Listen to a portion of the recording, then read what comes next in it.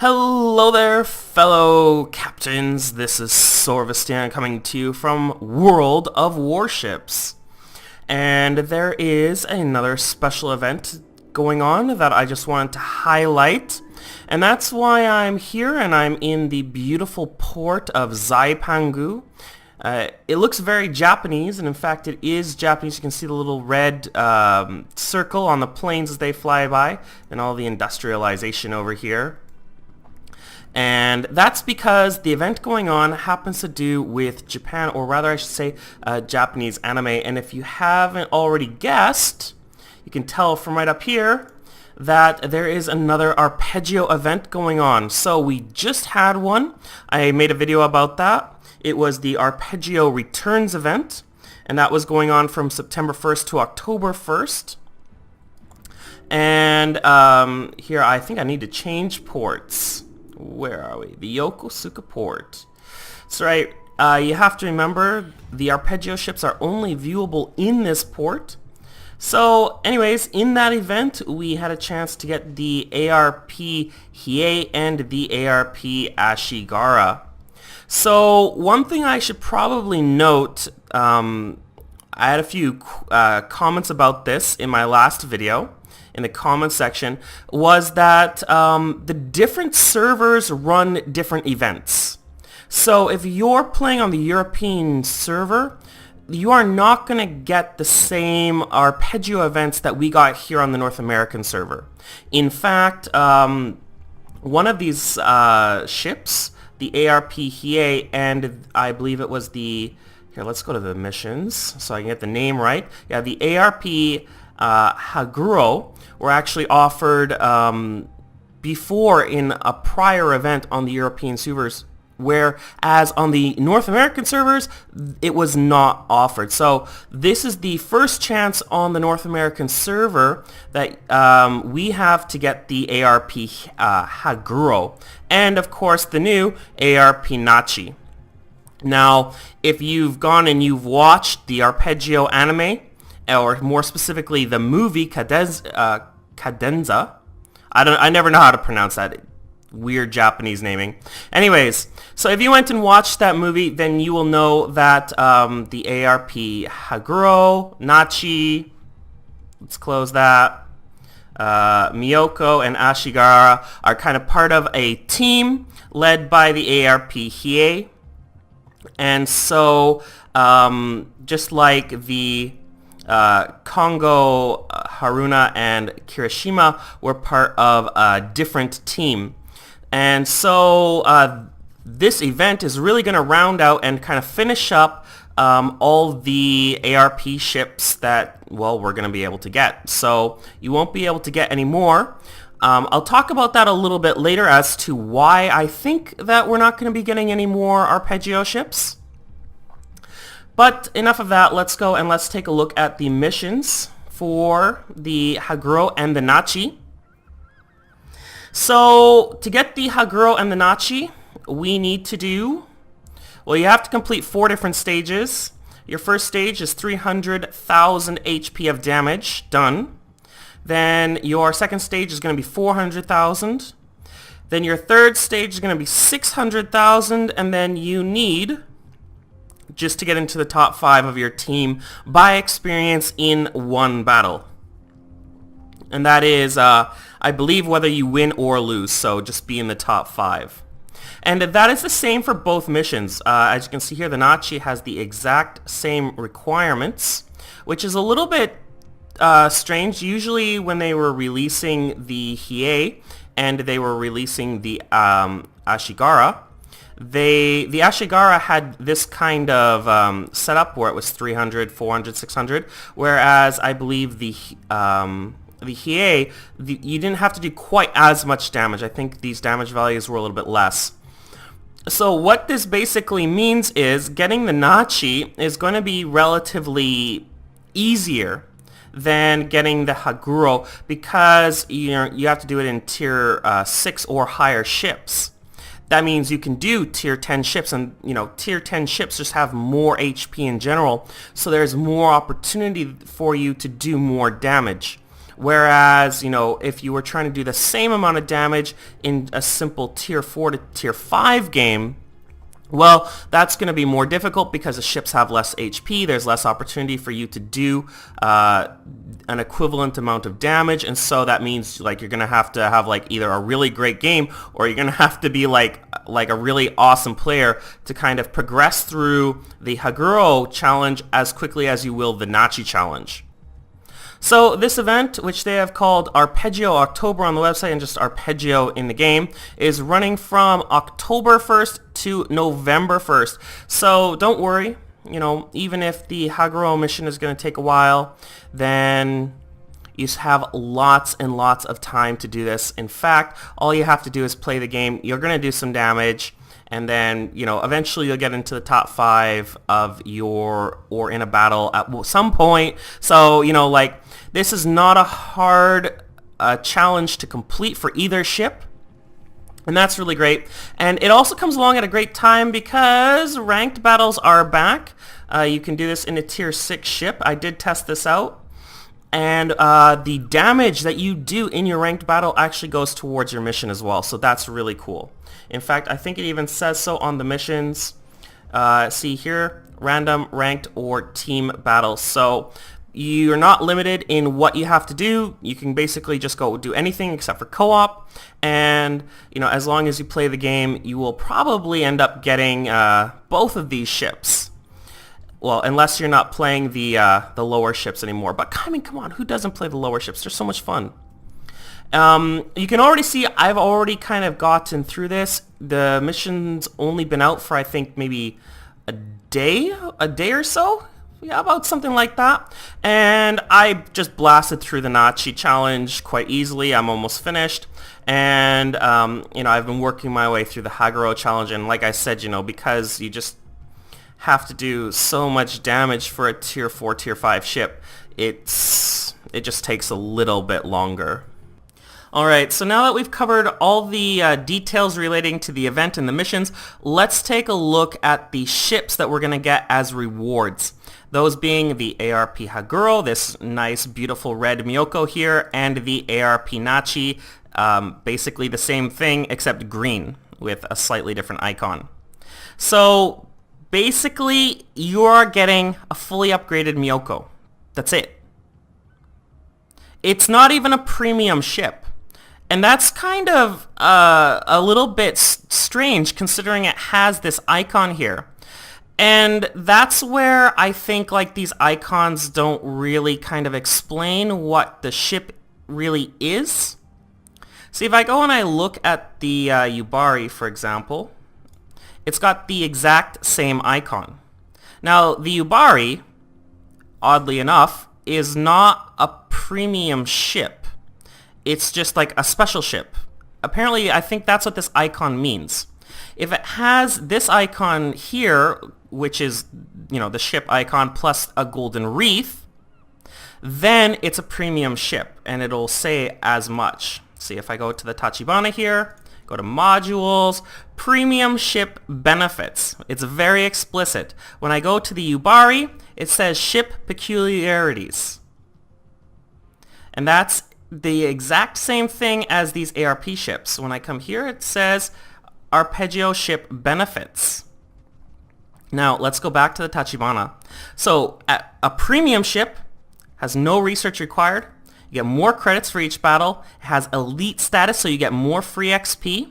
And you can assign commanders from other ships of the same nation without penalty or retraining. And it gets some unique camouflage thing. The Yubari is not really a premium ship, but it gets most of the same stuff. No research required, more credits for each battle. It also has the elite status, so you get more free XP, and you can assign commanders from other ships of the same nation without penalty or retraining. So the Yubari, while not technically being a premium ship, still has all the benefits of a premium ship. So these two icons, though, are not interchangeable. Just because the Yubari gets the same benefits as a premium ship doesn't mean other ships with this icon also get the same benefits. And that is where I made a mistake in my previous video, and someone was kind enough to point it out in the comment section. You really need to go in and read the fine print. The Arpeggio ship benefits. These are unique ships and cannot be sold. Okay, so that was not something listed with the premium ships. The premium ships, I guess, can be sold. The Arpeggio ships cannot be. So once you've got it, that's it. It's just forever in your port. Well, your Yokosuka port anyways. They are available when the Yokosuka port is selected, as I mentioned earlier. And assigning commanders from other Arpeggio ships without penalty or retraining. Now that's it. That is where the benefits of the Arpeggio ships end. You don't get any more free XP because they don't have elite status. And you don't get any more credits. And, well, obviously there is no research required because it's already fully upgraded, even though it doesn't say that. But, so you're not getting the same benefits that you are with a premium ship. These are not premium ships. Basically, you're getting an upgraded Miyoko, like a fully upgraded Miyoko, and that's it. There are no other benefits, despite it having this special icon. So, anyways, let's get back to talking about the ship itself. So, that being said, you're getting a red Miyoko with the Haguro and a green Miyoko with the Nachi. They have their own unique commanders, which have their own unique voice acting. And the torpedoes on these cruisers also have unique animations. So you're getting a ship with a unique skin, you're getting a unique commander, and you are getting some cool animations with the torpedoes. Aside from that, nothing's different. One thing that you are getting, though, by completing the mission, is you are getting a commander with 9 free unassigned skill points. So you're not just getting a ship, you're also getting a fairly decently trained commander right off the get-go, and that's great. These ships have basically been sitting in my port. I haven't played them yet. I haven't even gone through and put stuff on them yet. So these 9 skill points you just get them by completing the mission. And that is absolutely fantastic. Okay, here we go with the Haguro. It's a nice looking ship.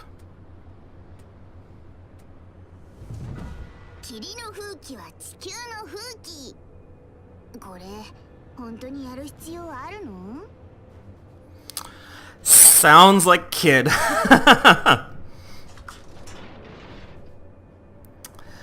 Definitely sounds...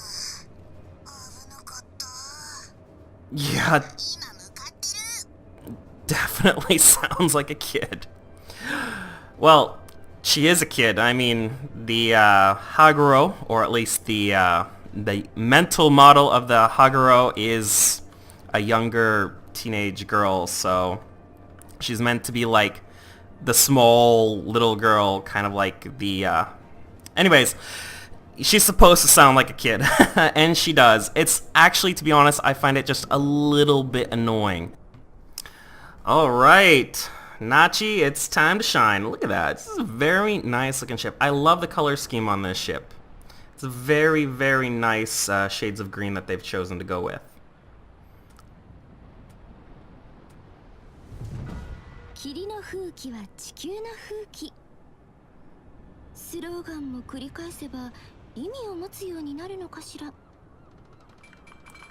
Wow. That is just a beautiful voice. I think I found my new favorite ship. Like, really. Oh. Well, I watched the movie and, you know, the anime, so I know about Nachi, and I've seen, you know, Nachi in action. So I knew that Nachi had a really cool voice, but, you know, to hear it in the game, it's just, like, too perfect. And, you know, to have that voice with me while I'm, you know, playing World of Warships is just absolutely amazing. Like, that is so cool. I am absolutely sold. This is by far my new favorite ship in the game. Even though I'm not really a huge fan of the Miyoko itself, you know, like, It's got a decent amount of firepower. It's got very decent guns. It's fast and it's fairly maneuverable. I don't like the fact that the torpedoes really only go kind of in the reverse direction. Like, look at these arcs. I cannot fire forwards. That's one of the reasons why I like the Atago. And I want to fire off a set of torpedoes, maybe against this island. I'll get a close-up of what the animation looks like when they impact upon something. Because it is darn cool. Yeah, I know, stuff's shooting at me. Okay, yeah, right there. Let's zoom out a little bit. Look at that. There we go. Isn't that cool? I know I'm getting shot, but still, that is really cool. Okay, so now that I've finished covering the ARP Nachi and the ARP Haguro, let's talk about what I mentioned earlier, and that being that there's really no more Arpeggio ships to add to the game. So, if you've watched the movie and the anime, then you'll know that there are at least 3 more surface ships that played a prominent role in the series. Now, I'm excluding the submarines because World of Warships doesn't have submarines, so they won't be adding the submarines into the game. But the surface ships, the ARP Takao, which played a very prominent role in the series, and then the ARP Musashi and the ARP Yamato, which played a prominent role in the movie, are ships that Wargaming could possibly add to World of Warships. However, I think it's rather unlikely. And it just kind of comes down to the payment model that they've created for this game. I did do some digging around and I did find a wiki page on the World of Warships wiki, the official one that Wargaming has up, for the ARP Takao, and it had the blue skin after Takao changes over to the blue steel fleet. So while I did find a wiki page, it was pretty bare. Like, it just really had the details for the Atago listed. It didn't really have any extra information about Takao itself. So I'm not sure whether or not that page is just kind of there, or whether or not that page is kind of hinting that they might be adding the ARP Takao in the future. But if they do add the ARP Takao in the future, it kind of really de-incentivizes people to go after the Atago. I mean, basically, unless you have to, do the mission in a tier 8 ship, there's really no reason to kind of go after the Atago, because you can basically go do the Takao mission in, some lower tier ships and then get a free Atago basically. Because, the Takao will be exactly the same as the Atago. And right now the Atago only exists in the form of a premium ship. So if they do, decide to put the ARP Takao in the game in the future, I think it would really end up hurting their Atago sales. And considering that, premium ships and premium status and, some of those other things, really do form kind of the bulk of Wargaming's income for this game, I don't really see them putting in a competitor for the Atago. Whereas the ARP Nachi, Haguro, Ashigara, and Miyoko are only really competing against the normal Miyoko. There's no premium equivalent for them to compete against. And so it's not really hurting Wargaming's income to put these in the game. The same thing with the Haruna, the Kirishima, and the Kongo, and the Hiei. There is no premium equivalent to those ships in the game. So by adding them, it's not hurting their sales. So while I did find a wiki page for the ARP Takao, I think it's rather unlikely that they'll end up adding it to the game. Now, talking about the Takao, the Musashi and the Yamato being Yamato-class battleships, and therefore they would be tier 10, I think it's very, very, very unlikely that they will ever be introduced to the game. Because, again, it would de-incentivize you to go and grind all the way up the Japanese battleship line to get the normal Yamato. And that is kind of the goal. Like, you spend all this time playing the game, or you spend lots and lots of your own money to purchase the balloons and credits, and to get and to convert experience so that you can progress up this line faster. So either way, like if they ever offered the ARP Musashi and the ARP Yamato, it would really de-incentivize people to spend money to get the normal Yamato, to get through the Japanese battleship line, and it would really de-incentivize people to play the game in these ships. Everyone would just do the log in for the event, do the mission, get their ARP Musashi and their ARP Yamato, and Wargaming would probably lose a large, well, not a large, but a chunk of their income, because people wouldn't need to to pay to get those ships. So I think it's highly unlikely that we're going to see any other new Arpeggio ships added in the current event mission kind of strategy that they've implemented.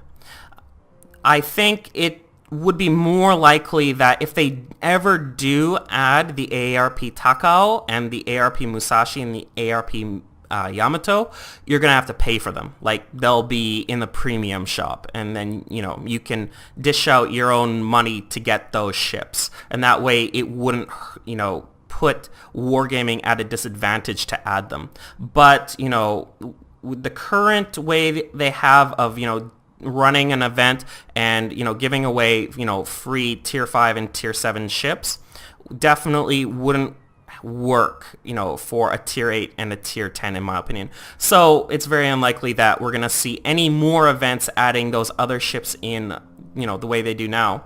Though we might see some more Arpeggio events in the future, featuring the same ships that we've already got here. There are lots of people who are probably just playing the game for the first time and missed their opportunity to get, say, the ARP Congo, and so they might feature these ships again in the future in, some future Arpeggio events. But again, it's very unlikely that we're going to see any additional new Arpeggio ships that are going to be free anyways, coming in events and missions. So, oh, I almost forgot, there is one other ship that they could potentially add, but Wargaming faces the same problems adding it to the game that they face with adding Takao, and that is Takao's sister, the ARP Maya. So the ARP Maya is featured a lot in the anime. It's an Atago class heavy cruiser, and it sails around with Congo.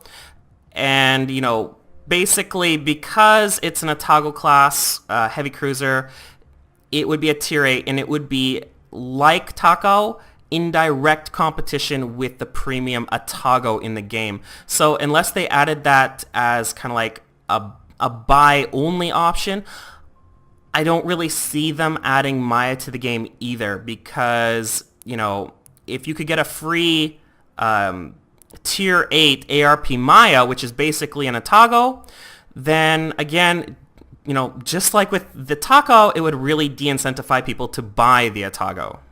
Anyways, this has been Sorvesteon in World of Warships, covering the Arpeggio event. Don't forget to click like and subscribe to my channel for more videos about World of Warships. Until next time, fellow captains, take care and have fun.